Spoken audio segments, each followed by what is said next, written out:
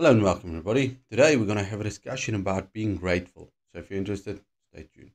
Okay, so many challenges in the world today, in maybe your house, your country, around the world, business, personal life. There's so many areas where things can be very, very challenging. And there's a lot of challenges we think, well, we can do without these challenges.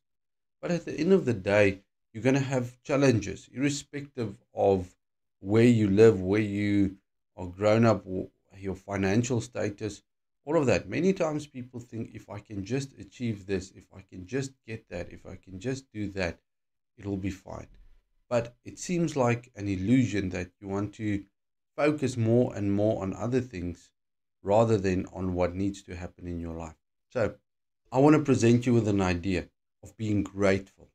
Yes, you're going to have challenges. You're going to have to overcome. You're going to have to focus on what is good.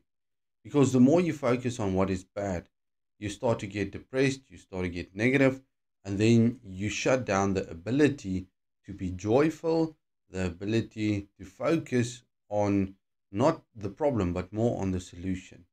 And many people struggle with these things these days because they do not think and reason for themselves.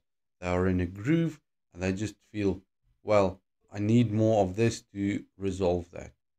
Well, peace that surpasses all understanding can become your portion. When you're at peace, even in a state of conflict, even in a state of difficulty, if you have peace, you've got the ability to think and reason clearly. You can be satisfied. You can be positive, which is a very, very good thing.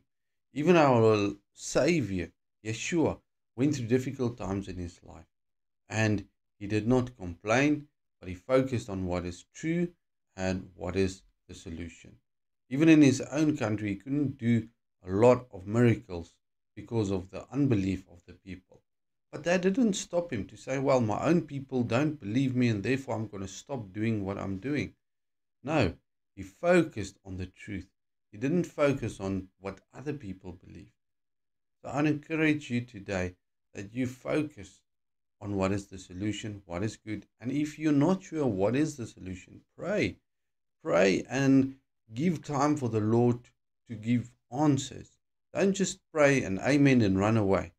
Pray and then you wait. And you say, Lord, I'm going to wait on you. I trust you, Lord.